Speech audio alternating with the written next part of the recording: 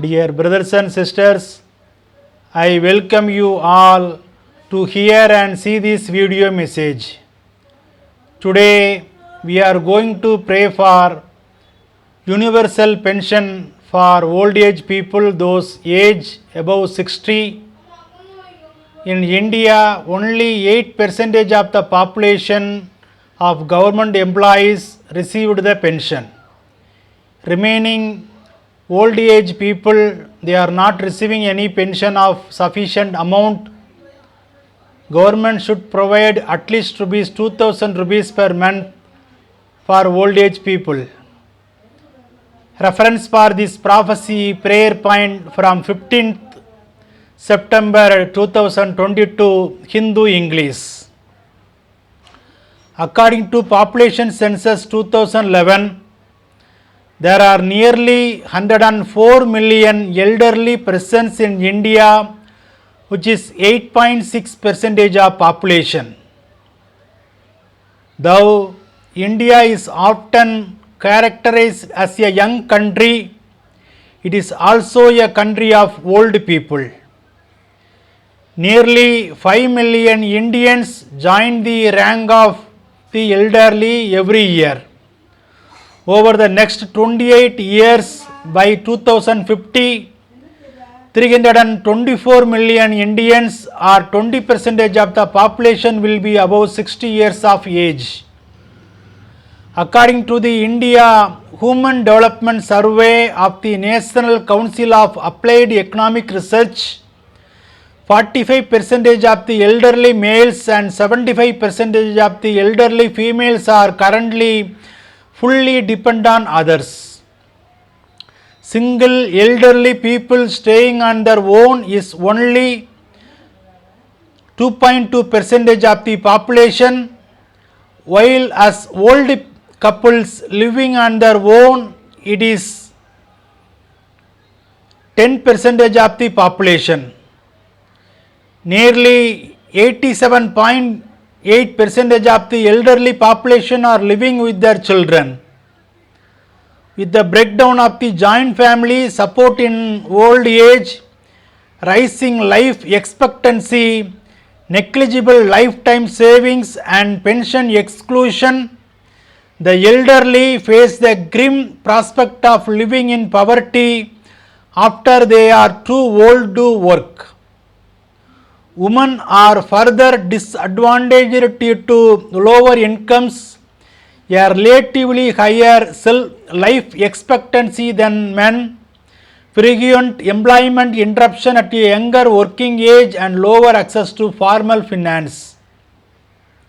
Only 7.4% of the working age population in India is covered under a pension plan. Currently, most Indians rely on personal savings for their post-retirement living expenses with minimal contribution from the government. Family continues to be an important supporting institution for the elderly in India.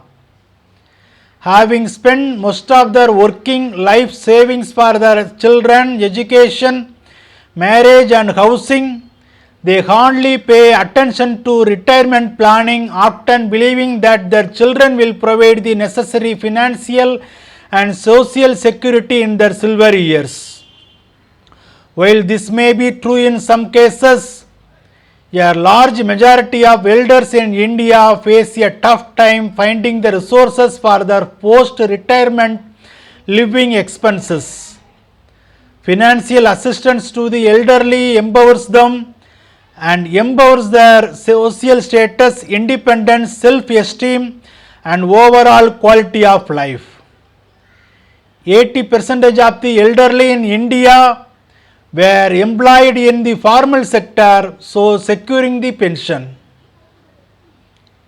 As for the remaining over 92%, they were employed in the organized sector and they have no social security despite having contributed a great deal to the country's GDP, which is grossly unjust. They receive low wages with meager or no benefit. Workers in the informal sector do not receive pension and there is no mandatory retirement.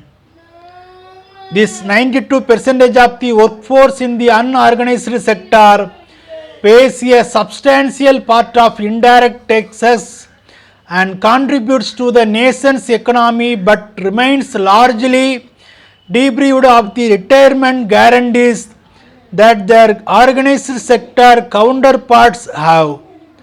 Absence of adequate savings and pension, most people in the informal sector work past the conventional retirement age. About 90% of the elderly have to work to survive. In 2007 and 8, for instance, 56% of men aged 65 to 74 and 21% of men aged 75 or above with a primary or lower level education worked for a living. For those who cannot work or engaged in unpaid domestic chores, the extended joint family system is the only economic support. But that shield of protection, the joint family system is slowly getting corroded due to social and economic changes, including urbanization and migration of non-elderly adults, leaving many older people with no family support.